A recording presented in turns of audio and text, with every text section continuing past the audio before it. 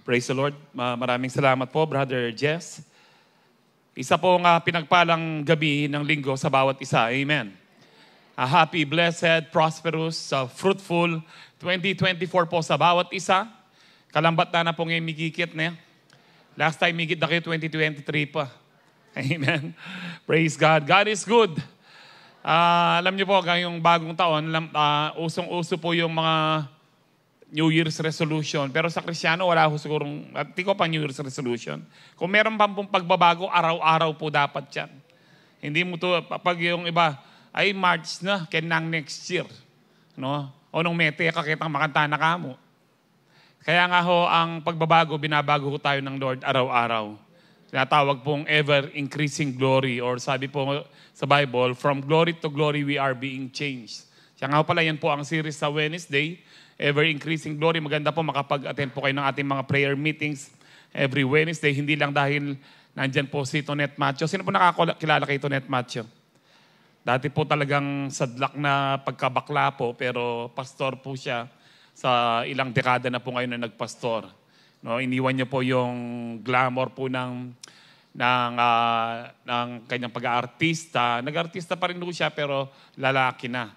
Pero ngayon po mas nagpapastor po siya. I hope na makapag-invite po kayo, lalo na po kung may mga kaibigan po tayo, kapamilya na mga LGBT, mga homosexual, para lumaya po sila sa panloloko po ng diablo. Amen. It's very important na ma-invite niyo po sila, mga kapatiran pong, o mga kababayan po natin, mga homosexual.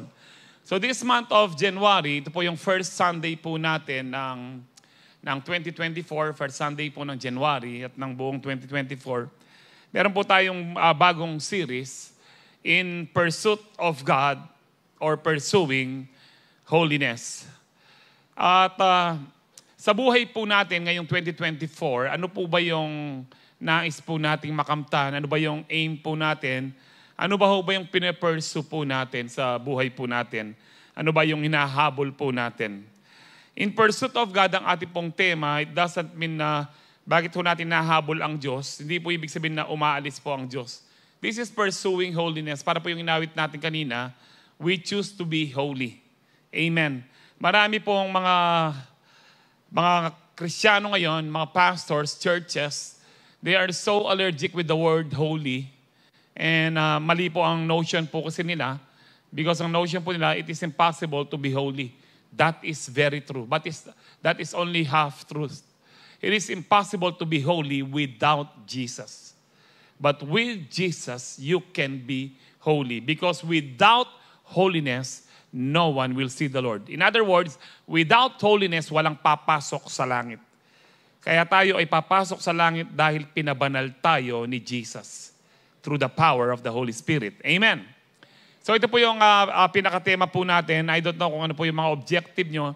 But kailangan objective po natin, it's more on spiritual because the things happening in the physical realm are just the result of your spiritual condition. Ano man po yung condition mo sa spiritual, nakaka-apekto po sa physical. Kapag kulang ka sa prayer, sigurado mas mainit ang ulo mo. Diskaril po ang buhay mo kapag pinabayaan mo po ang spiritual life. Pero kapag punong-puno ka ng Espiritu ng Diyos, punong-puno ka ng Word of God, alam niyo ho, hindi mawawala po ang good mood mo.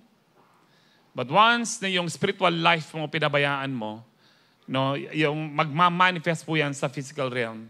Lagi pong nauna ang spirit realm. Kaya nga po unahin po natin ang ating spirito na mapakain po ng gusto, mag-grow po tayo sa ating pananampalataya, mag-grow po tayo spiritually this year dahil we don't know kung ano po ang haharapin po natin this 2024, but we should not be frightened kung ano man po yung mga balita. Ang alam ko lang po kasi po ako araw-araw ko na nanonood ng balita, ang alam ko lang, bagamat totoo po ang araw-araw may mga lindol ever since, kaya lang nasa 1 or 2 lang ang ano. Ngayon po, napakadalas po ng mga lindol, kahit po dito sa Pilipinas, nasa lagi pong 6 to 8 po ang magnitude.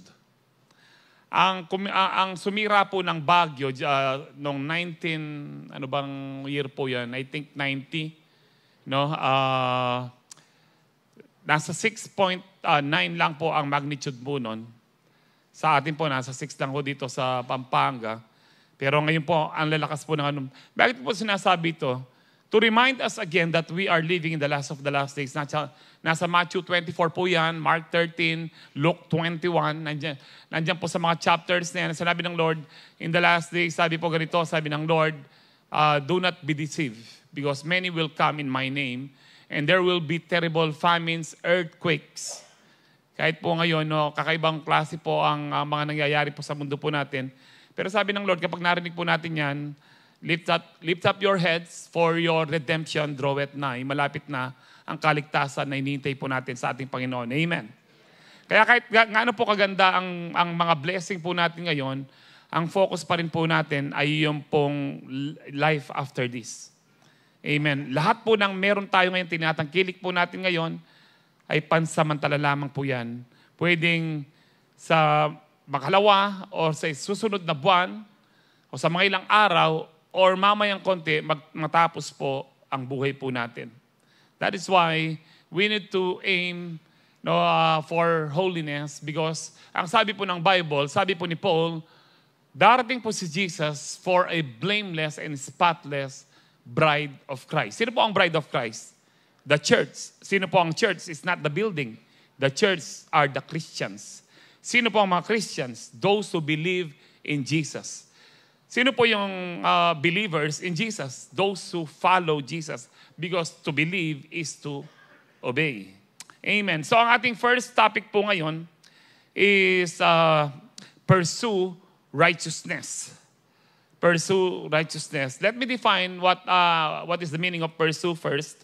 Ang sabi po ng dictionary, to follow someone or something in order to catch or attack them. Ang word pursue, pwede po siyang negative or positive, no? Pinipursue mo ang pag-aaral mo. Yung iba naman po, pinipursue ka para ikaw ay hold up in. No? Marami, hindi maganda ang layunin. Then sabi diyan, go after, run after, follow, chase, hunt.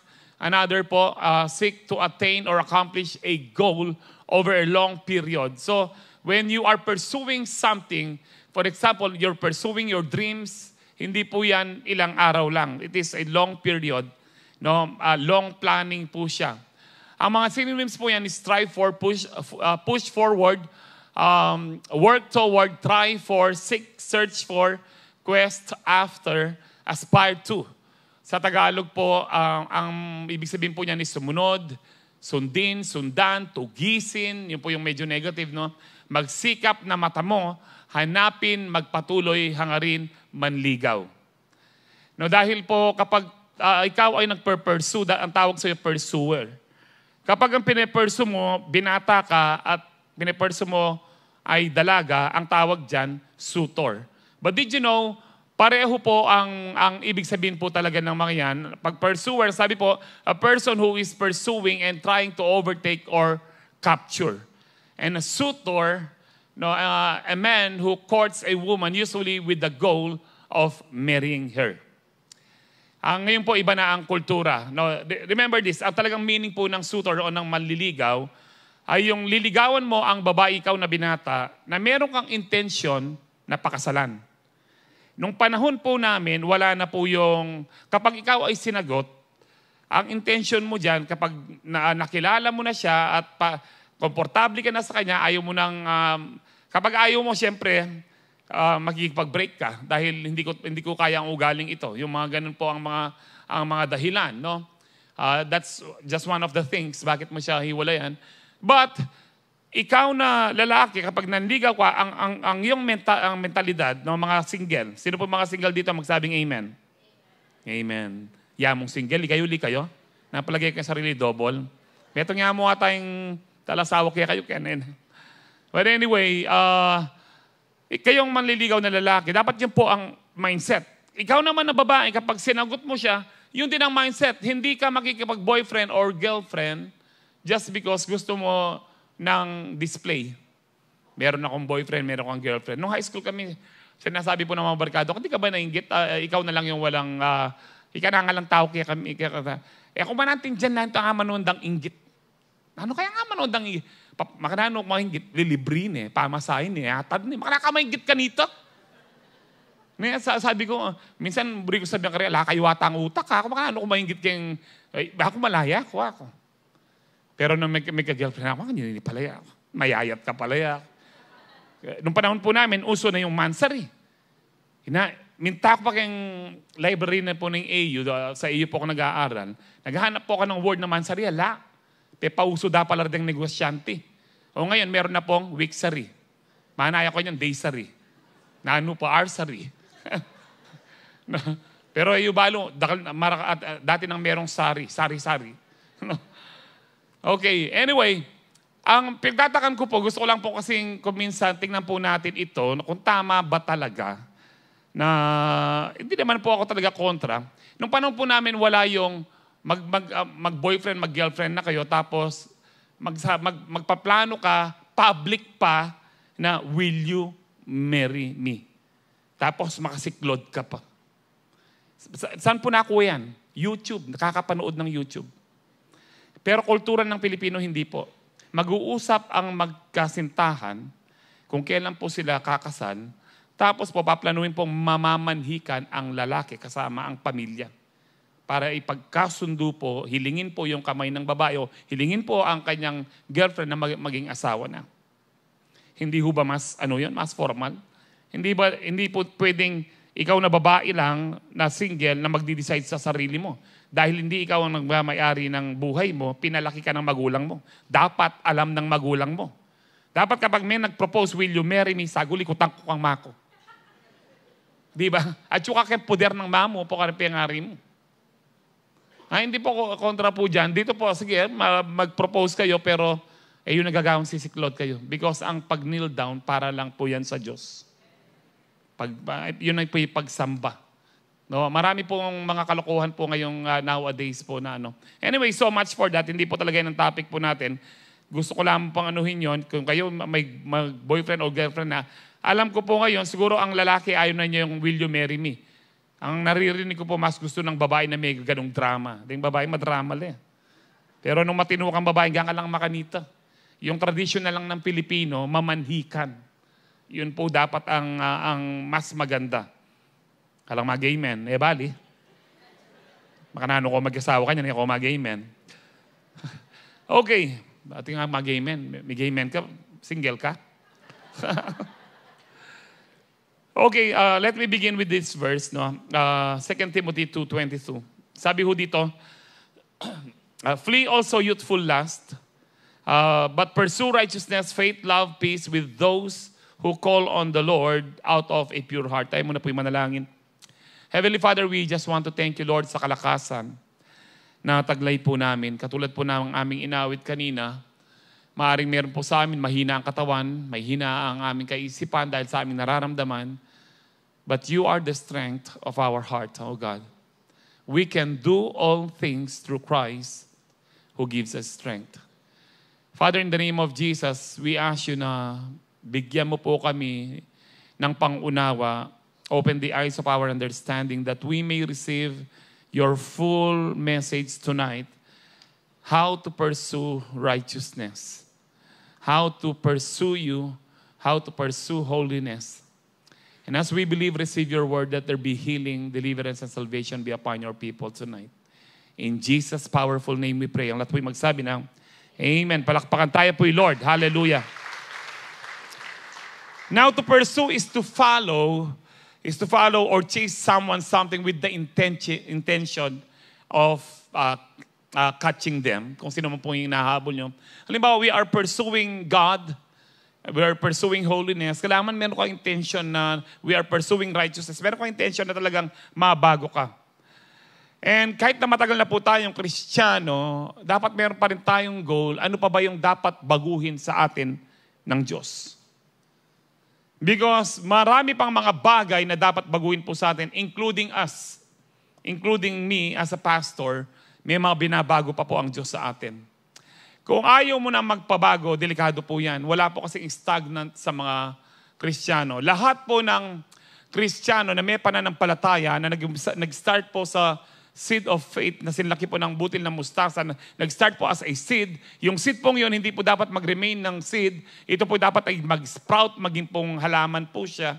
At kapag lumaki po ito, dapat ito ay magbunga. At ngayong malaki na, dapat patuloy na lumalago, patuloy na nagbubunga. We are being changed from glory to glory. At kung hindi po tayo pababago, marami pong blessing na hindi po natin ma-enjoy o hindi natin matatanggap. Because sa ganun lamang po tayo, aangat din po. Remember, kapag umaangat po ang iyong spiritual life, pati yung mga blessings mo, umaangat po siya. Kasama po yan dahil po ang ating Diyos, He loves blessing His children. Maniwala po kayo, kahit anong gali natin, gusto po niya, pagpalain niya tayo. Kung tayo po masamang magulang, ang sabi nga po ng ating Panginoon, marunong tayong magbigay ng mga magagandang bagay sa ating mga anak. How much more our Heavenly Father na napakabuti po niya. Amen. Kaya lang, kailangan meron pong ma-prune po sa atin. So tingnan po natin ang binasa po natin dito. Sabi po ni Paul kay Timothy, a young pastor, ang sabi po niya, flee also youthful lust. Bakit also? Marami pong pinagbawal si Paul, marami po siyang kinumand. Ang sabi po ng marami na hindi po talaga nakakaunawa sa Biblia, in the New Covenant, in the New Testament, wala na daw mga commandments. That is a lie. In fact, sa akin pong pagbabasa, ang dami pong mga commands. Dito lang po sa Timothy yan, ang dami pong pinagbabawal ni Paul or dapat gawin po ni Timothy. Those are commands, but we are not obeying the commandments of God for us to be saved. We are obeying the commandments of God because we are already saved. Amen. So kaya nga po dito, flee also youthful lust. Lumayo kayo sa youthful lust. Bakit tinawag pong youthful lust? Ano ba ang mga youthful lust? The lust of the flesh, the lust of the eyes, and the pride of life. Nasa 1 John po yan. Nag-uumpisa po ang youthful lust, kaya tinapon yung lust po sa mga buhay po ng kabataan. Kapag nagkaroon ka na ng muwang, normally po, yan po ay nasa 11, 12 years old, kahit di pa teenager, nabubuksan na po ang mata po nila sa kamunduhan. And ang dami pong curiosity po ng mga kabataan. Pinapasok po nila kung ano-ano gusto nilang malaman about sex, about drugs, about any form of vices. Kaya nga po, tinawag po ni Paul yan, youthful lust. Ever since ang tao nag-umpisa siyang talagang matuto ng magkasala at pumili ng kasalanan kapag siya ay nabuksan ng kanyang kaisipan. And those days are yung pong kabataan po tayo. Hindi ko mo matanda na po tayo or may edad na ho tayo na wala na tayong youthful lust. In fact, may mga alam po ako, 70 years old na, 80 years old na may youthful lust pa rin po sila. Hindi po ako kontra dun sa mga may edad na pa at nag-aasawa pa. Dahil kung yung kanilang intention ay companionship dahil wala na silang kasama. Pero halimbawa po, naghahanap ng asawa pero hinahanap sexy, 75 years old na, that is youthful lust. No, ayoko ng 50 years old. May mga ganyan po eh. Buri ko mga 20 mo. Yes, 75, yeah, 50 years old din kain. That is youthful lust. No, marami pong ganyan. Marami mga ini-interview na mahal ko siya, na ano pong, halimbawa, imanang kay. Kilala yun eh.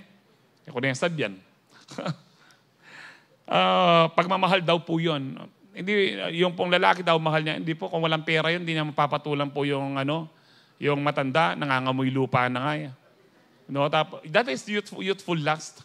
Nung wala yung pera yan, patulan mo, kalaram mo, lamarana mo kayo. No? Ninong mula lang kasabi na. No? Kahit po yung grade 1, madidiscern po niya yan. Ay, mahal mo yung lola ko, talaga. Kamusta? Kanya kapag kinikis mo, pati pustiso, sumasama. Bakit mo natitiis yun? Pera. Youthful lust. The lust of the flesh, the lust of the eyes, delikado po yan. Lust of the flesh po yung mga ganun. Nakapakarami po ngayon. Kung ano ang gusto-gusto po ng laman. No? The lust of the eyes, delikado din po ngayon yan. Sino po yung mahilig mag-shopping ngayon sa Lazada at saka Shopee? Lust of the eyes. Hey, wawag. Yung pong sa cart nyo, nasa 99 plus na po yung nandoon. Sino po dito yung may mga delivery kayo ngayon ng Lazada o Shopee, hanggang ngayon yung iba hindi nyo pa nabuksan sa sobrang dami? No? That is lust of the eyes. Ang dami nyong ginagastos sa mga makabundong bagay. Tapos may mga sales sa mall, because of lust of the eyes, nakita na, wow, 70% off. 1,000 siya dati, ngayon 300 na lang. Uwi ka, nakatipid ako. 300 na lang to, hindi ka nakatipid, gumastos ka ng 700. Hindi mo naman siya kasi kailangan because of lust of the eyes. Ngayon, kahit mahal siya, no, dahil uso, halimbawa, ano bang iPhone meron ngayon, ang latest? iPhone 15. Bibili ka ng iPhone 15, meron, ang iPhone 14 yung last model mo. Para saan? Bakit, ang totoo niyan, no? Ako po na-compare ko na po yan nag-start ako from iPhone 4. Kaya mang balong kang kaya balong gamitan. Nani sa ili mukha ko, hindi ako yung asawa ko. Kaya balong gamitan niya ako. One day, may nalbiyo. Pwede palang balang TV, wala palang computer. Nag-compare ko po yan habang tumatagal po, no? Halimbawa po, iPhone 8, i-compare ko sa iPhone 10. Wala naman talagang pagkakaiba. Lahat talaga. Konting speed lang. Pamag-lock 1 na katamo para gumastos. Bakit gusto mo ng latest? Pride of life. Latest ang gadget ko. Kaparatutan, kayabangan. Sino pa po? Limbawa po yung mga kabataan ngayon, wala na pong tambay na kabataan ngayon sa kanto eh. Coffee shop ng tambayan nila. O ba't mag-coffee shop lang? Kaparatutan, kunwari social na, tsulaking Starbucks. Pero kung bali, maka 3-in-1 lang mo. That is lust of the eyes, lust of the flesh, and pride of life. Lumayo kayo sa lahat ng to. Ano dapat ang habulin natin? Sabi po ni Paul, utos po ito. Utos po na lumayo sa mga kamunduhan. Utos din na ating pong habulin o dapat po ang ating imithi sa ating buhay, pursige, righteousness, faith, love, and peace. Ito po yung 4 na subject na pag-uusapan po natin the whole month of January, kundi pa darating ang ating Panginoon. And then sabi po dyan, sino kasama dapat natin? With those who call on the Lord out of a pure heart. Dahil ang sabi po ng 1 Corinthians 15:33, bad company corrupts good character. Kaya nga po ang pinakamagandang kasama po natin, yung mga kasiyo po natin. Mag-grow po tayo sa ating righteousness, faith, love, at saka po peace. So number 1, to pursue righteousness, we need to understand that true righteousness is not self-righteousness. Ang totoo pong katuwiran o pagiging matuwid ay hindi po yung gawa-gawa po natin. Tignan po natin yan sa Isaiah 64:6. All of us have become like one who is unclean. Ano po ang unclean po dito?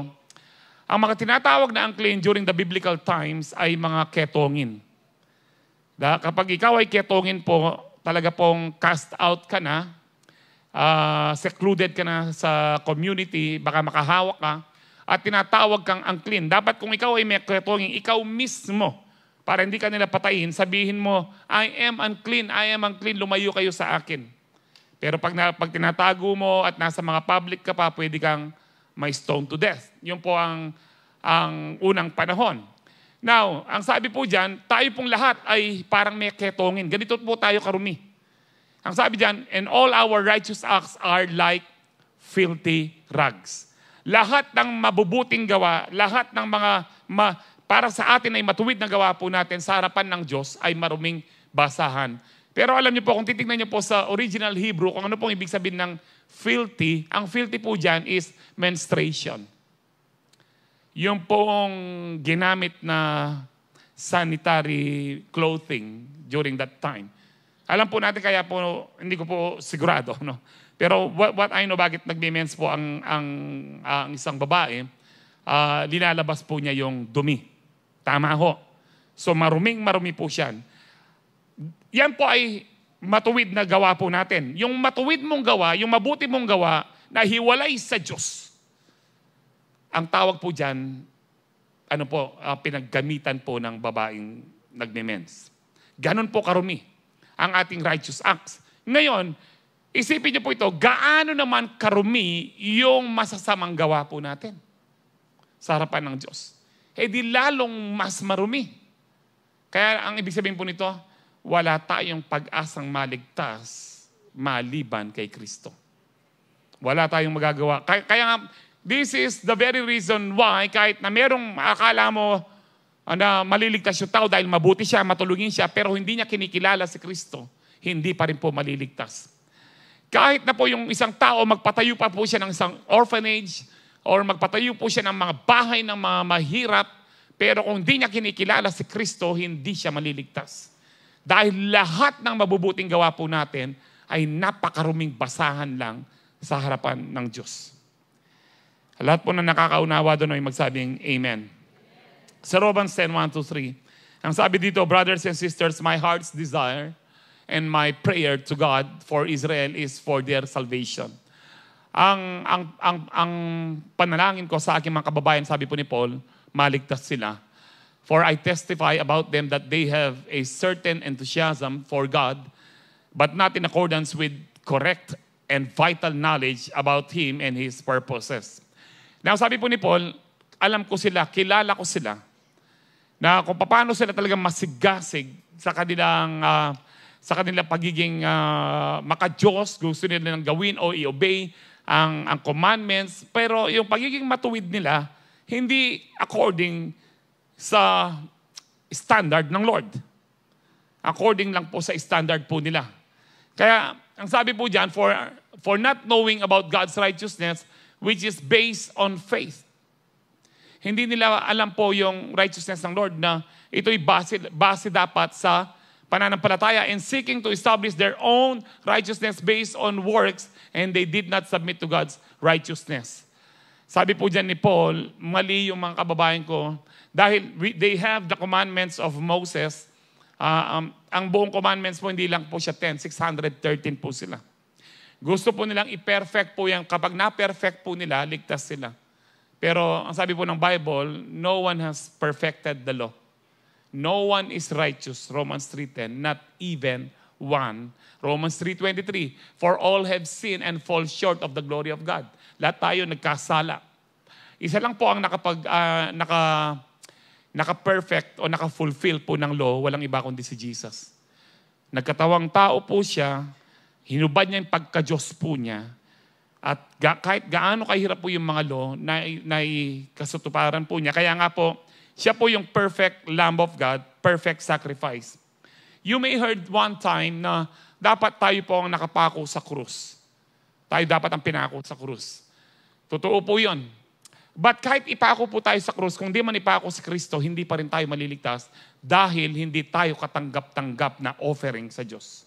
Ang katanggap-tanggap na offering po sa Diyos, walang iba kundi ang kanyang bugtong na anak lamang dahil sinless po siya, spotless, blameless. Kaya nga po, those are the reason why, bakit po during the Levitical times, na nag-offer po sila ng mga tupa, mga baka, mga kambing sa Diyos. Ang sabi po ng Diyos, dapat perfect, blameless, spotless, walang sakit, walang diferensya. It speaks about Jesus. Ang sabi po ng Book of Hebrews, lahat ng ginawa po sa Old Testament are shadows of the coming Lamb of God, Christ. Kaya nga po ngayon, hindi na tayo nag-offer. Isipin niyo po kung nasa Old Testament pa ho tayo at naniniwala po sa buhay ng Diyos, kailangan mo po magdala ng kambing man, ng baka para mapatawaran ka lang sa kasalanan mo. Pero napatawad po ang lahat ng ating kasalanan dahil po sa dugo ng ating Panginoong Jesucristo, dahil siya po ay karapat-dapat. Amen. So makita po natin, even po ang mga Israelites, sabi po ni Paul, gusto nilang maging matuwid sa kanilang sariling gawa. But ayaw po ng Lord ng ganun, kapag lumapit tayo sa Kanya, hindi natin dapat pinagmamalaki ang ating mabuting gawa. Tingnan po natin yung kinuwento po ng Lord ng parable of the Pharisee and the tax collector. Luke 18:9-14. Sabi po dyan, then Jesus told this story to some who had great confidence in their own righteousness. Kinuwento ng Lord ito, parable ito, para dun sa mga masyadong believe sa kanilang mga mabuting gawa. Ang sabi po dyan, and scorned everyone else. Sabi dyan, 2 men went to the temple to pray. One was a Pharisee, and the other was a despised tax collector. Verse 11, sabi dito, the Pharisee stood by himself and prayed this prayer, I thank you, God, that I am not like other people. Salamat, O Diyos. Tingnan niyo po kung gaano siya kayabang. Hindi ako katulad ng ibang tao. Prayer po niya yan sa temple. And then sabi niya, cheaters, sinners, adulterers. Hindi po ba masama? Masama po. Tama po yung sinasabi niya. Pero ang hindi tama, yung puso niya, pinagmamalaki niya sa Diyos. I am certainly not like that tax collector. Tinuro pa ho niya yung isang tax collector. Alam po natin, during those days, even today, ang mga tax collector kilalang makasalanan dahil mandaraya po sila, no, sa pera. Now, ang sabi pa ho niya dyan, I fast twice a week. Pinagmamalaki na po niya ang mabuting gawa niya. Nagfa-fasting ako, di ako kumakain 2 beses sa isang linggo. And I give you 1/10 of my income. Binibigay ko ang aking tithe sa iyo, Lord. Alam niyo po, ang sabi po ng Panginoon sa verse 13, but the tax collector stood at a distance and dared not even lift his eyes to heaven as he prayed. Ang sabi, siguro nasa bandang likuran po siya ng temple, at hindi man siya makatingala sa langit para mag-pray. No? And then, instead, sabi niya, he beat his chest in sorrow, saying, "Oh God, be merciful to me, for I am a sinner." So nakayuko po siya, tapos sabi niya, dinudugdug po niya kanyang dibdib. Sabi po niya, "O Diyos ko, patawarin mo po ako, isa kong makasalanan. Mahabag ka sa akin, isa kong makasalanan." Sabi ng Panginoon, I tell you, sinasabi ko sa inyo, this sinner, referring to the tax collector, not the Pharisee, returned home justified before God. Umuwi siyang pinatawad ng Diyos. Bakit? Sabi po ng Panginoon, for those who exalt themselves will be humbled. Ang mga taong pinagmamalaki nila ang kanilang sariling gawa, no, ibababa ng Diyos. Subalit, sabi po dyan, those who humble themselves will be exalted. Remember this, opo, nakakagawa tayo ng mabuti. Siguro nakapag-first fruits tayo, nakakapag-tithes tayo, nakapag-happy birthday Jesus tayo, nakakatulong tayo sa ating kapwa. Pero tandaan niyo po ito, huwag niyong pagmamalaki sa Diyos. Kaya ka nakakagawa kasi binibigyan ka ng kalakasan ng Diyos, pinagpapala ka ng Lord. One day, kapag matigas ang ulo mo, kahit yung buong katawan mo, hindi mo na maigalaw. Saan mo sasabihin? Nasaan yung kayabangan mo? Amen. Huwag tayong magmayabang po sa harapan ng Panginoon. Dahil darating ang araw po na mamamatay po tayo. Sana patay na lang tayo kaagad. Hindi yung naka-bedrest ka, na kahit ulo mo lang, hindi mo magalaw. Kailangan kang i-diaper, linisin ang dumi mo. Marami pong ganyan, no? And then, actually po, hindi po yun. Opo, kasalanan po ng dyablo, pero mas kasalanan ng tao. Tinutuwid siya ng Diyos na magsisi siya bago mamatay. Ganyan po kamahabag ang Diyos. Kahit sa taong mayayabang, pinipili na ng Diyos na mabedrest na lang ang tao para humingi siyang tawad. Pero sa ating pong mga Kristiyano, hintayin pa ho ba natin na mabedrest tayo para maituwid lang ho tayo? Tanong ko po sa inyo ngayon, bakit kayo nandito? Dahil niyaya ka ng asawa mo, ng katabi mo, o dahil linggo, it is a routine? Alam po ng Diyos ang puso nyo. Alam po ng Diyos kung kailan expiration nyo. Maghanda po kayo sa katigasan ng ulo nyo. Kung di pa rin kayo mababago this 2024. Dahil ang Diyos, hindi po siya nakikipaglaro sa atin. Amen. And I hope tayo po mga taga-Calvary Temple, mag-grow po tayo. I-pursue po talaga natin ang righteousness po ng ating Panginoon. So no one can brag about their own righteousness before God. They are all filthy and tainted with pride. Number 2, to pursue righteousness, we need to understand that true righteousness is acquired by faith in Christ. So number 1, true righteousness ay hindi po yung righteousness po natin. Hindi po galing sa atin. We can be righteous. We can acquire true righteousness by having faith in Jesus alone. Wala na pong ibang paraan pa. Basahin po natin yung mga ebidensya po sa Bible. Romans 4:5-6. Ang sabi po dito, but to him who does not work, yung hindi po niya pinagtatrabahuhan o ang kanyang righteousness, sabi po dyan, but believes on him who justifies the ungodly, his faith is accounted for righteousness. Yung pananampalataya po niya. Kung bakit tayo naging righteous, because of our faith in Jesus alone. Just as David also describes the blessedness of the man to whom God imputes righteousness apart from the works. Ang sinasabi po ni Paul dyan, nagiging righteous po ang tao kapag meron siyang pananampalataya kay Kristo. What does it mean to have faith in Christ? You believe that there is only one God, there is only one Lord, there is only one Savior. And His name is Jesus. Wala na pong iba. That is having faith in Christ. Walang ibang tagapagligtas. Walang ibang kaligtasan kundi ang pangalan lang ni Kristo. Now, ngayong nagtiwala tayo kay Kristo, in-impute po, sabihin niyo po impute. Ang impute po, binigay. No, ipinasuot lang sa atin po yung righteousness. Bigay po sa atin. Kung paano pong yung kasalanan, in-impute kay Kristo para lahat po tayo ay maging matuwid. So yun po yung imputed po sa atin, ang righteousness po. Ibig sabihin po nito, kinuha lahat ni Kristo ang kasalanan po natin at ibinigay po niya ang kanyang righteousness sa atin, ang kanyang katuwiran. Romans 1:17, for in the gospel, the righteousness of God is revealed. A righteousness that is by faith, sabi mo dyan, from first to last. Nag-start ka, naligtas ka, nung tinanggap mo si Kristo, it is by faith. Kung bakit ka naligtas. Now, dapat yung faith na ito manatili po hanggang wakas, hanggang kamatayan, hanggang kunin ka ni Lord, hanggang dumating si Lord. It is by faith. Ang problema po sa atin, ang tagal po nating Kristiyano, ang sabi po dyan, no, the righteous will live by faith.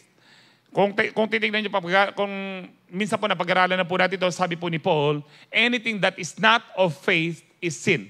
Lahat ng hindi nakabase sa pananampalataya ay kasalanan. Lahat ba, Pastor? Opo. Yung nakakaligo ka, nakakapagtrabaho ka, na matalino ka mo, nakakapag-isip ka, yan ay bunga po ng kabutihan ng Diyos. Dapat i-acknowledge mo siya. That is by faith. Hindi po yung, may mga alam po ako yung nagpa-pray po sila sa trabaho po nila, nagpa-pray po sila para makapag-abroad. Nung umasenso po sila, ang sinasabi po nila, magsakitan ko ini. Nakapangilabot po yung kanya biyanda. Magsakitan ko ini. Hindi po nila alam. Opo, siguro naghirap po sila doon, talaga nagpursigi po sila. Pero saan galing yung kalakasan? Marami pong naghihirap kahit po sa abroad na hindi po umaasenso. Marami pong mga pulubing Pilipino sa abroad. Hindi lang po nila ganong pinapakita yan. Pero kung umasenso ka man, dito man o sa abroad man, tandaan niyo po ito, pinagpala ka lang ng Diyos. Biyaya po ng Diyos. Alam niyo po, pabayaan ka lang ng Diyos na pumutok yung isang ugat mo sa utak, ano pang magagawa mo? Amen? Without Him, we are nothing. We can do nothing. Amen? Kaya nga po, anything that is not of faith is sin, ang sabi po ni Paul. Dapat acknowledge po natin, ang kalakasan po natin, ang buhay po natin, ang pamilya po natin, ang bahay po natin, anuman po ang mabubuting nangyayari po sa atin, pati po yung pagtatagumpay natin sa mga problema, dahil po yan sa kabutihan ng Diyos sa atin na binibigyan niya po tayong kalakasan araw-araw. Amen. No, anuman po yung asenso po ng pamilya mo, ng anak mo, dapat po binibigay natin ng kaluwalhatian sa Diyos. Lord, thank you. Kung hindi po sa inyo, hindi po magiging ganito ang buhay po namin. Amen.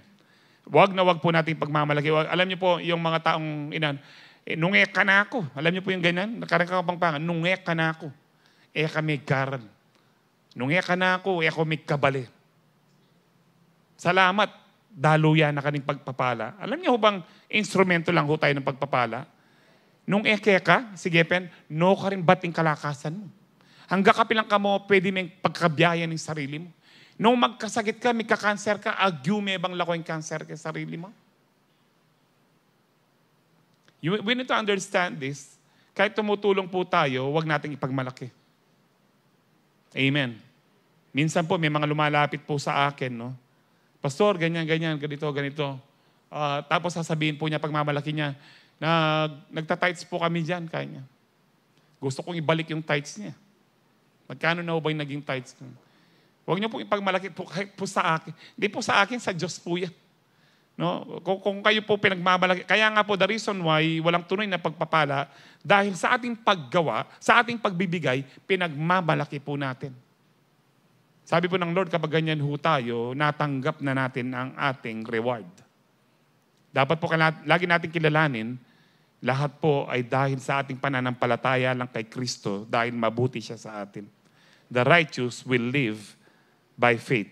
Romans 10:4, Christ is the culmination of the law so that there may be righteousness for everyone who believes. What does it mean Christ is the culmination of the law? Si Kristo ang nag-fulfill ng law. Yung in-explain ko po kanina.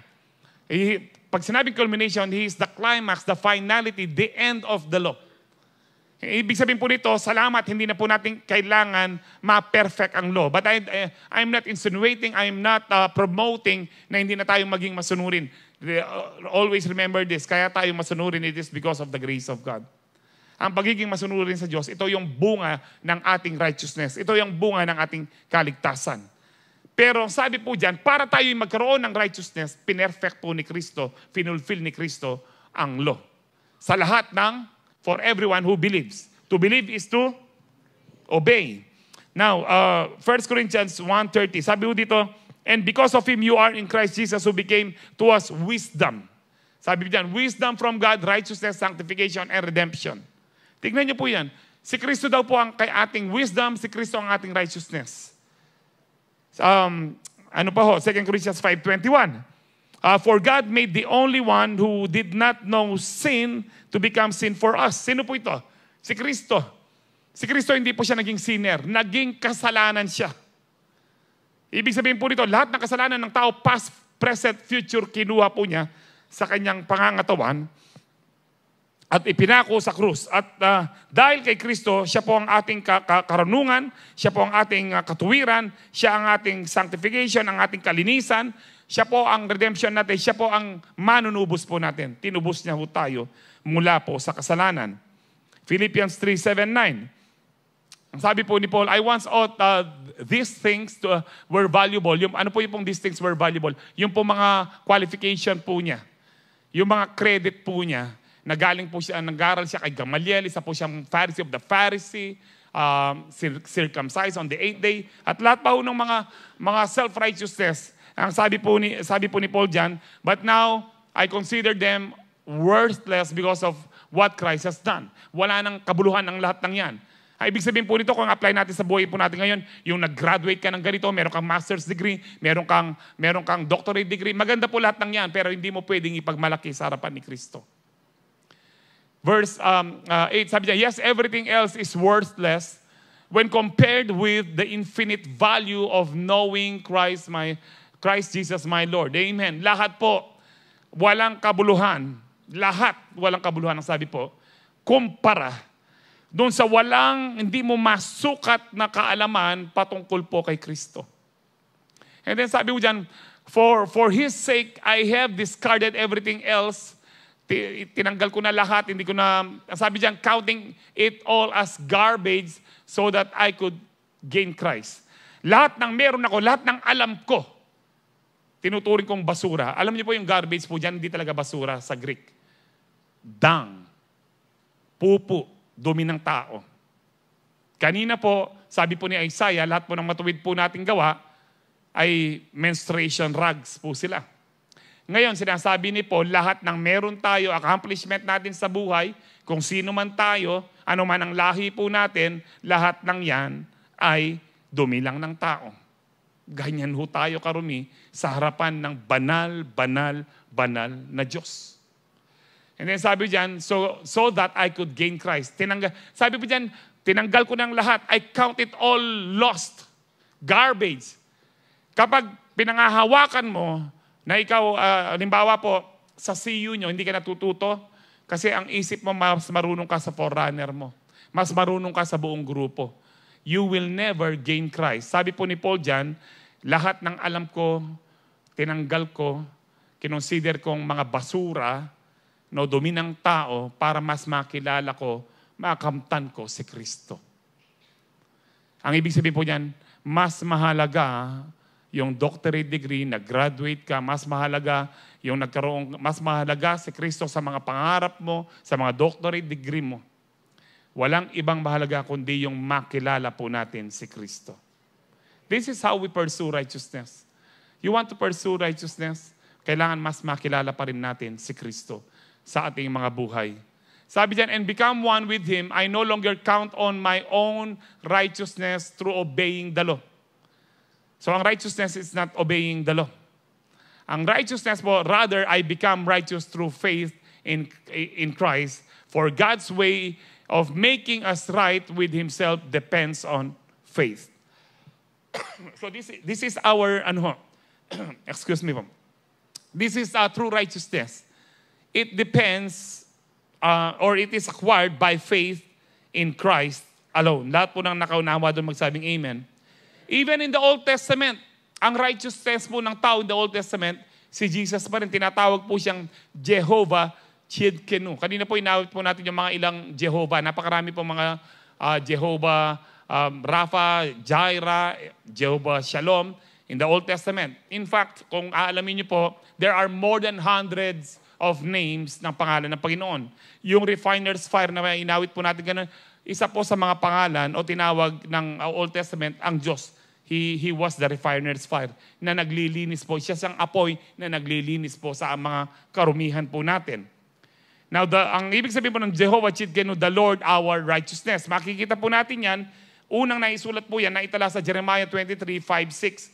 For the time is coming, says the Lord, when I will raise up a righteous descendant from King David's line. Referring to whom? To Jesus, no? And then he will be a king who rules with wisdom. He will do what is just and right throughout the land. And verse 6, and this will be his name. The Lord is our righteousness. Or sa Hebrew po, Jehovah Tsidkenu. And in the, no, okay na po yan, no? Kaya sa Judah na po yan. The Lord is our righteousness. That means from Old Testament to the New Testament, God grants righteousness by means of His Son, Jesus Christ.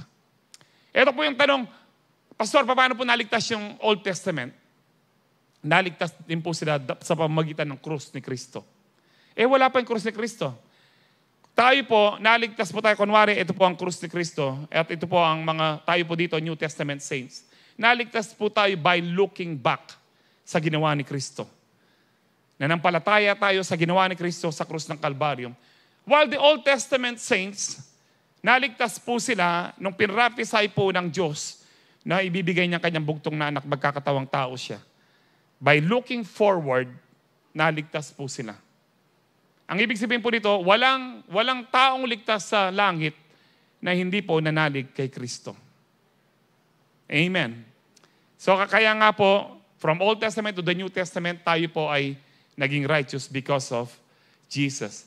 Number 3, 7:21 na po. Ito po, mahaba po ito. To pursue righteousness, we need to understand that true righteousness produces fruit of righteousness. Now, number 1, we need to understand para po ma-pursue po natin or ma-obtain po natin ang talagang righteousness, we need to understand that true righteousness it is not self-righteousness. Number 2, true righteousness can only be acquired, obtained by faith in Christ. Christ alone, wala nang iba. And number 3, true righteousness, kailangan po dapat magbunga ito ng righteousness. Tinamnan po tayo ng righteousness. In-impute, tinamnan po tayo ng righteousness. Of course, na-expect ang Diyos na magbunga tayo ng righteousness. Kung nagtanim ka ng buto ng mangga, lumaki po yan, naging puno, anong expect nyo? Santol? Wala pong ganyan. No, except sa mga grafting, mga grafted na na halaman. Pero sa normal na halaman, nagtanim ka ng mangga din po ang expect mo. Nagtanim ka ng buko, siyempre buko din po yung... Nagtanim ka ng balasenas, talong, balasenas, Mas lupa yung Tagalog tang balasenas, Espanyol na datang. Nagtanim ka ng talong, anong expect mo? Ta-short? Siyempre talong din ho. Kung ano po ang tinanim, yun po ang aanihin. Tinamnan ka ng Diyos ng righteousness, in-expect ng Diyos ng righteous deeds. Na righteous na gawa po natin. Isaiah 32:70, the fruit of that righteousness, ang sabi po dyan, will be peace. Even in the Old Testament, may tinatawag ng fruit of righteousness. Sabi po dyan, will be peace. Its effect will be quietness and confidence forever. Alam niyo po, kapag totoo po yung righteousness mo galing sa Diyos, meron kang kapayapaan. Ngayon, kapag yung righteousness mo base sa gawa mo, kapag nagkasala ka, parang hindi ka na mapakali, parang gusto mong bumawig, parang gusto mong lumuhod sa mga, anong hawas kanita? Lumuhod sa munggo. Lumunaw, siniklod na ko ba kayong balatong ka, nitanyang anak kayo. May parusan na kong makanyan. Para kung hindi ka mapaparusahan, parang hindi ka righteous. Kapag ganyan po, para mong binabayaran yung righteousness mo. I'm not saying okay lang na magkasala ka, dapat feel free lang. Hindi po. Actually, kapag tunay kang Kristyano, nagkasala ka, bigat ng pakiramdam mo. Pero merong 1 John 1:9. Ano pong sabi ng 1 John 1:9? If we confess our sins. The word confess is if we admit that we are sinners. God is what? God will think about it. Ang sabi po diyan. Maybe after 5 days. No. Immediately, God is faithful to forgive us our sins. Period? No, hindi period. And what? Cleanse us, purify us from all impurities, from all unrighteousness, from all wickedness. Lilinisin tayo ng Diyos. It's very important. Kaya nga po yung inawit natin kanina, that is biblical. Purify our hearts. Purify my heart na maging pure gold and precious silver. Nagkakasala ho tayo, nadudumihan tayo. Ito po yung pag-aaralan po natin ho ngayon. Kaya nga po kapag totoo ang righteousness mo, confident ka because your righteousness ay si Jesus.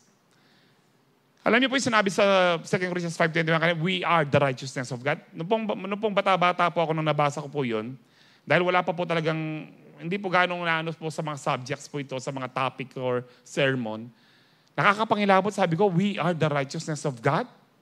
Di ba napakatinding declaration po ni Paul yun? I am the righteousness of God. Nakapangilabot, di ba? Pero yun ang totoo.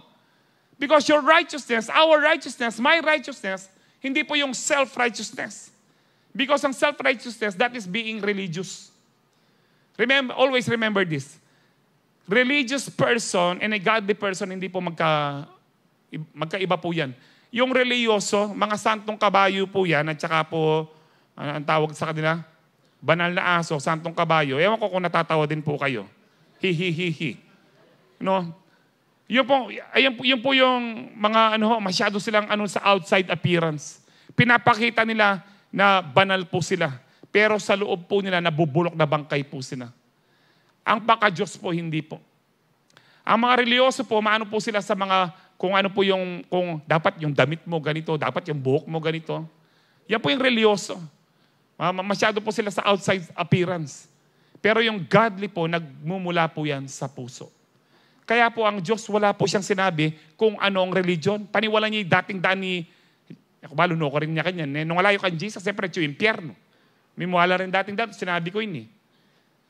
Pero kasi po, ang kaligtasan po ay by faith. Hindi po, sabi po nila, ang iba naman po, halimbawa, Iglesia ni Manalo, kung di ka daw aanib sa kanila, hindi ka maliligtas. Dahil napagalaman ko, kung totoo doon sa kaklase ko po nung high school, dating daw ang araw, yung building nilang yan, lilipad. Sabi ko, parang Camp Big Falcon, no? Balo yung Camp Big Falcon ng Voltes 5. Ano? Sabi ko, parang Camp Big Falcon na lilipad pala yan. Sabi ko, ano, karakal kamulangan? Sabi, alam mo, it is not about religion. Tanong ko kung religion ang nakakapagligtas. Ano ang religion ni Adan at Eva? Anong religion ni Enoch na sinama ng Diyos sa langit? Anong religion ni Noah? Anong religion ni Abraham? They were not religious. They were godly. Amen. Ngayon, pastor, paano yan? May sinusulat tayong religion. It is because of our culture today. Kung bakit may religion. Pag sinabing religion, hindi po born again. Ang accepted religion sa atin po dito sa Pilipinas is Christian evangelical. Pero hindi po religion ang born again. Born again is an experience with the Lord. Another word for born again is born from above, born of God, born in the Spirit. Yan po ang born again. Na born again ka nung tinanggap mo ang ating Panginoon. Amen. So we are not religious people, we are godly people. Maka-Diyos po tayo, hindi maka-religion. Amen. Wala ko nga babalitan kayo ni kayong January 9, munta ko kayong Quiapo niya. Puta, munta ko pa kayong Quiapo. Para sigurado ko, pastor. May ganyan po ako estudyante. Pastor, ako, tinanong ko, paano nyo malalaman na kayo ay ligtas? Sabi niya yung isa, marami pong sumagot, mga biblical naman. Yung isa, despite of hearing yung pong mga testimony at mga answer ng kanyang kaklase, sinabi na kanak, sabi niya ganito, pastor ako, para siguradong ligtas po ako, nag-a-attend ako dito. Pag Biyernes, pumunta ako ng apo kanya. Aromete na. Bala ko yarin alipa. Pag Webis po, sumasama ako sa kaklase ko, kening Lele Lapieta yan, kening Iglesia ni Cristo. Para po sigurado. Sabi ko yan, balo mo, ka talaga ligtas kasi mo balo yung pangawan mo ako. Si Kristo lang ang kaligtasan, wala nang iba. At kung sigurado ka na doon, hindi ka na pupunta sa iba. Mani po niyang religion, akala po niya religion ang makakapagligtas sa kanya. Si Jesus lang po ang kaligtasan po natin, wala nang iba. Amen. Amen. So, nung tinanggap po natin ang ating Panginoon, we became righteous by position. But morally, with our behavior, hindi ho tayo righteous. Diba? Yung iba po sa atin, meron po yung ka-born again mo, marami ng natapyas na ugali, pero meron pa rin mga ugaling hindi tama. Kaya may mga born again na sisindila pa. It doesn't mean hindi po sila ligtas. Ligtas na po sila. Kaya lang, nung na-born again tayo, positionally, righteous tayo, but morally, hindi pa. So, when we were born again, na-save po tayo, sanctification begins in process.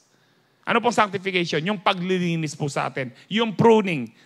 Tinatapyas ng Diyos yung, kung ano yung marurumi sa atin. Inaalis ng Diyos kung ano yung marurumi sa atin. Yung sanctification, habang buhay po tayo, na sinasanctify tayo ng Lord. Ang sanctification po, process siya hanggang tayo ay kunin ni Lord.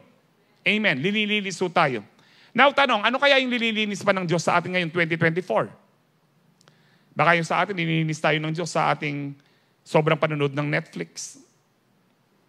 Sabi ng Lord, pinuputol ang bawat sangang hindi nagbubunga. At yung mga sangang nagbubunga, linilinis, pinuprune, kinakat para lalong magbunga.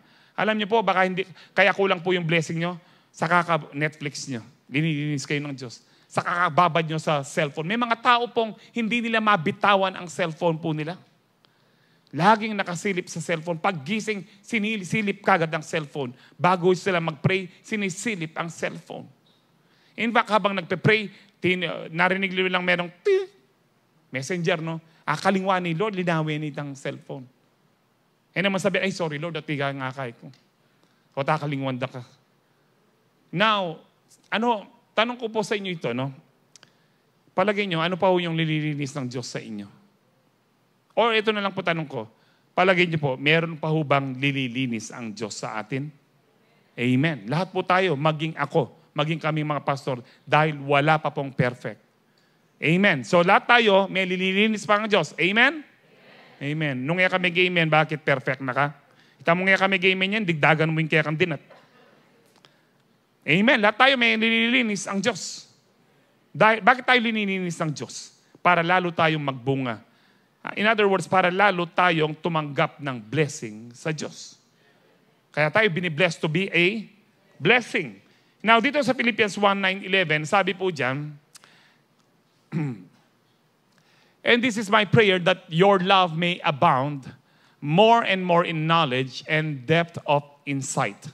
Ang prayer ko sa inyo, na yung pag-ibig nyo, sumagana pa siya at dumalim kayo sa kaalaman. Kaalaman po, saan? So that you may be able to discern what is best and may be pure and blameless for the day of Christ.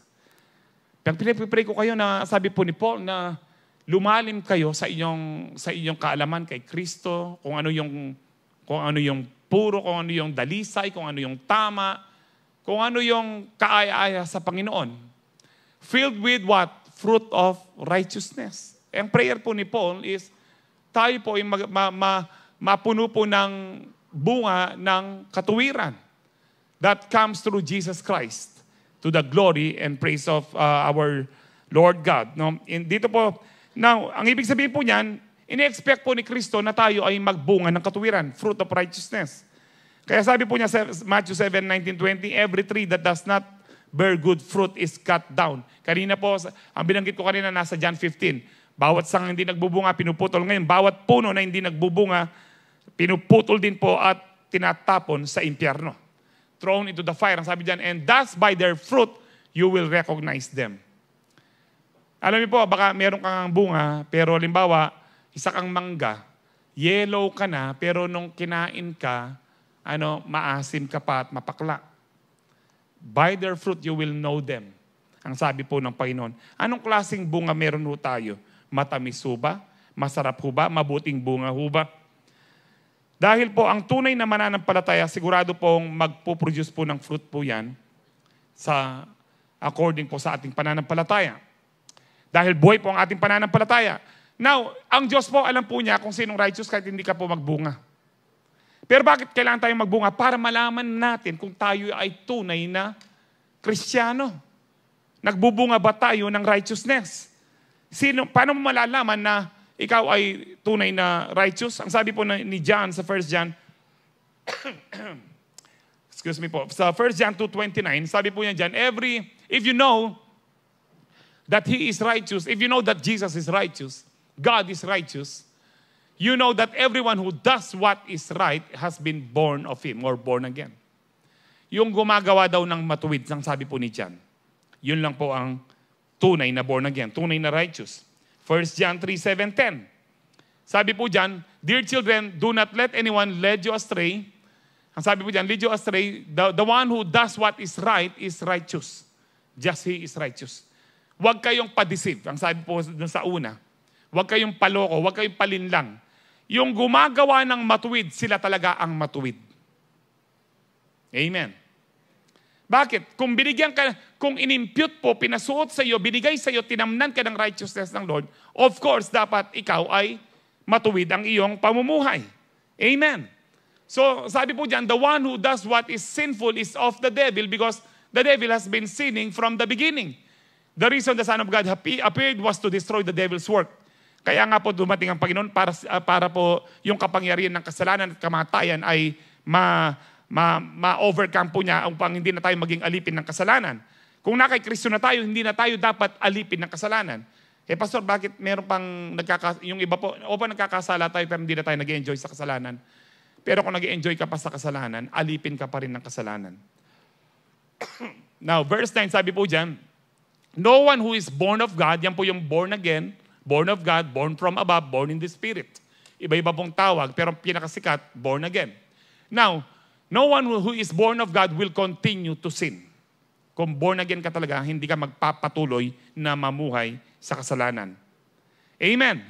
Because God's seed, yung Word of God, Word of faith, seed of faith, si Jesus, remains in them. They cannot go on sinning because they have been born again, born of God.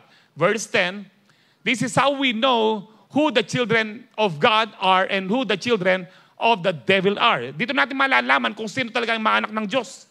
Paano natin malalaman? Yung gumagawa ng matuwid. Sila ang mga anak ng Diyos. May mga preachers po ngayon, sinasabi po nila kahit hindi na matuwid ang gawa mo dahil pinatuwid ka na ni Kristo, anak ka na ng Diyos. Pero hindi po ganyan ang nababasa natin sa Bible. Si John po, siya ang pinaka-close, pinaka-intimate kay Jesus. Sumasandal po siya. Humihiga po siya sa basan po ni Jesus. Ganyan po ka-close si John. And yet, hindi niya sinabing, basta kay Jesus ka, righteous ka na. Opo, righteous ka na, pero dapat magbunga, makita. Ang tunay na mga anak ng Diyos, sabi po ni John, yung gumagawa ng matuwid. Yung gumagawa pa rin na masama, anak sila ng mga dyablo. Ganyan po kasakit ang sinabi ni John. Anyone who does not do what is right is not God's child. Ang sinumang hindi ginagawa ang tama, hindi sila anak ng Diyos. Ang kausap po niya dito, mga Kristiyano. Tinutuwid po ni John ang mga doktrina po nila. Nor anyone who does not love their brother and sister. Yung meron ka pa rin unforgiveness, bitterness sa kapwa mo, anak ka pa rin ng dyablo, ang sabi po ni John. I hope this 2024, maging anak na ho tayo ng Diyos. Talaga. Tunay. Amen. Amen. Siguro sa ibang church po yan, sa Calvary, walang ganyan. Amen? Amen. Praise the Lord. Binabago po tayo ng Lord. Hallelujah. Now, saan na ho ba ako? 1 John 3:10. Now, we need to understand na merong garments of salvation na binabanggit po ang Bible. Damit ng kaligtasan. Mga damit ng kaligtasan. Saan po natin makikita yan? Dito po sa Isaiah 61:10. Sabi niyan, I will greatly rejoice, sabi po ni Isaiah, in the Lord. My soul shall exalt in my God, for He has clothed me with what? With garments of salvation. Sabi niyo po, garments of salvation. Plural po siya. Mga damit ng kaligtasan. Ang isang garment po is, ito po, He has covered me with the robe of righteousness as a bridegroom. Sabi po dyan, yun na lang po, no, kasi oras na po. He has covered me with robe of righteousness. Nung tinanggap natin si Jesus, pinasuot po yung robe of righteousness. Kapag ikaw ay umalis kay Jesus, nag-backslide ka, nawawala po yung robe of righteousness. May mga preacher po ngayon sabi nila, hindi daw. That is wrong. Nung umalis po ang prodigal son, no, hindi po siya pinasundan sa mga sundalo o katulong ng kanyang ama. Hinintay pong mag-repent. Nung nag-repent po siya, pinasuot muli yung robe of righteousness. Ang bawat isa po sa atin ngayon, kung makikita niyo lang po in the spirit, tayo po yung nakasuot ng balabal ng katuwiran. Robe of righteousness na puting-puti na merong dugo ng ating Panginoon na nakatakip po. Puting-puti po siya. Now, dito po makikita po natin sa Revelation 3:4 that this robe of righteousness, dapat po, meron tayong obligasyon na panatilihing maputi, malinis yung robe of righteousness po natin. Makinig po kayo mabuti, medyo mas malalim po ng kaunti po itong doktrinang ito. Na baka yung iba sa inyo, first time nyo pong marinig po ito. Now, ang sabi po sa Revelation 3:4, yet you have few people in Sardis who have not sold their clothes.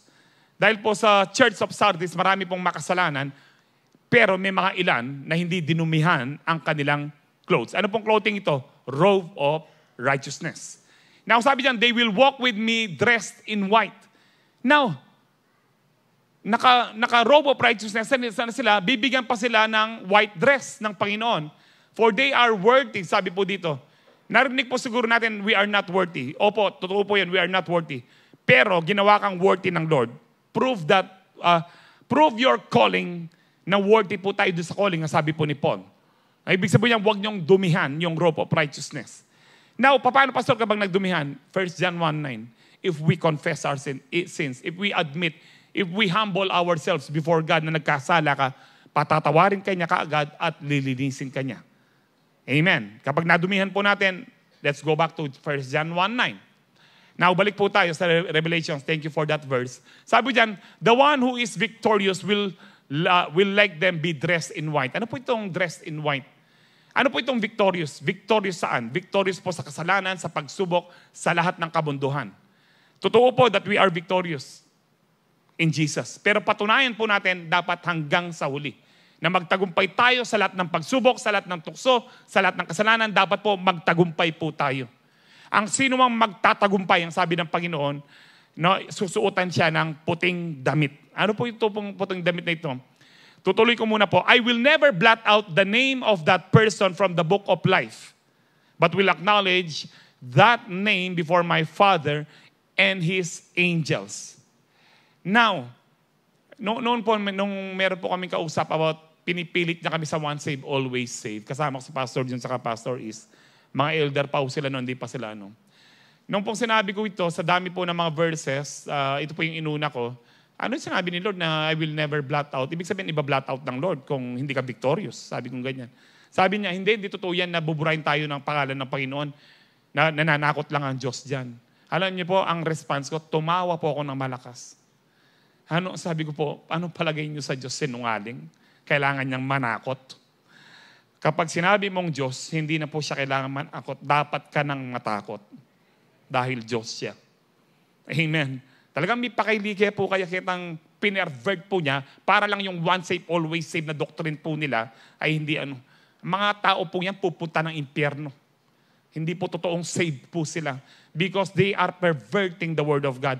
Kung babasahin niyo po yung pinakahuling nakasulat po sa Revelations, I think chapter 22, ang lahat ng magdadagdag sa aklat na ito at magbabawas, idadagdag din po yung parusa sa kanya-kanya. Hindi po natin pwedeng idagdag. Hindi po nagbibiro ang Lord yan. Pag sinabi niyang hindi kita buburahin, hindi kanya buburahin. Pero pag sinabi niyang buburahin, buburahin. Dahil hindi nakikipagbiro ang Diyos. Amen. Kailangan po maging victorious tayo. In the Old Testament, noon po na-preach ko po ito noong New Year's Eve service. In the Old Testament, the battle belongs to the Lord. Pero po yung war has been won by the Lord sa cross. When He resurrected from the grave, no, sinabi po niya, it is finished. Ang sinasabi niya, siguradong magre-resurrect ako. Now, ngayon, we need to fight our battles. Kaya nga sabi po ni Paul, fight the good fight of faith. Amen. Keep the faith and run the race. Tapusin po natin ng victoriously ang ating mong karera. Amen. Bawat isa po ngayon po 2024, bagong karera po, tapusin po natin ng 2024 na victorious po tayo sa lahat ng pagsubok, sa lahat ng tukso, ng kaaway, sa lahat ng kamunduhan, magtagumpay po tayo upang masuot po sa atin yung damit na puti. Ano po itong dress in white pong ito? Nasa Revelations 19:7-8. Sabi po dyan, let us rejoice and be glad. Ito po yung marriage supper of the Lamb. Nung po magra-rapture po, ikakasal tayo kay Jesus. Ang ibig sabihin ng kasal, hindi po katulad ng kasal ng natapos may honeymoon. Hindi po ganon. Kaya tayo kakasal kay Jesus. Ibig sabihin po nito, hindi na tayo hihiwalay kailanman sa ating Diyos na buhay. Amen. Alam niyo po, excited po ako doon. Sabi dito, let us rejoice and be glad and give Him glory, for the wedding of the Lamb has come, and His bride. Sino po yung bride? The church. Sino po yung church? Tayo. Now, the bride has made herself ready. Sino po ang nag-ready?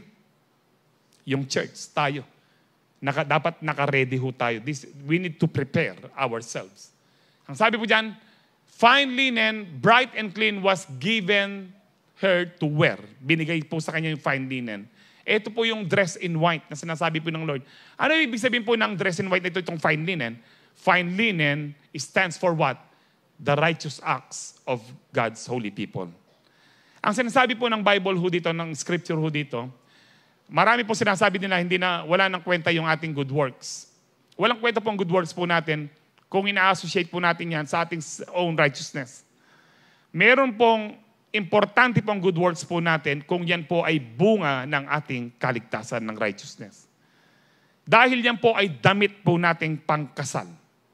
So dalawa po ang garments of salvation, robe of righteousness, at saka po yung mga good works po natin na isusuot po natin pagdating sa langit.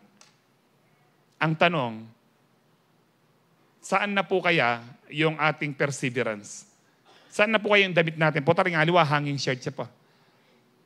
Magpatuloy po tayo hanggang wakas para matapos po yung ating damit pangkasal.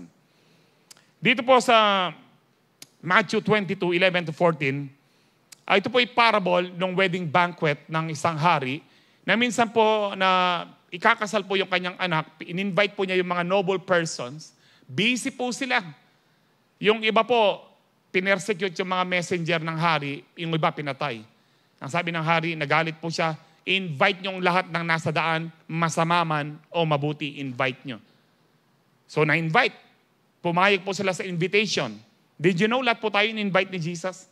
Na tayo po'y maligtas. Sabi ni Jesus, ini-invite ko kayo na kayo'y maging anak ng Diyos. Now, pero doon, nung pagdating sa banquet hall, nagulat ang hari sa isang tao dito, parable lamang po ito, take note, no? Parable, ang kinukuha po natin dito, yung message. Hindi po itong details. Now, ang sabi po dito, but when the king came in to meet the guests, and he noticed a man who wasn't wearing proper clothes for a wedding. Hindi po, alam niyo po ang hari, during the biblical times, kapag in-invite ka po niya, pagdating mo sa palasyo, bibigyan ka ng damit para kayong lahat nakamotif.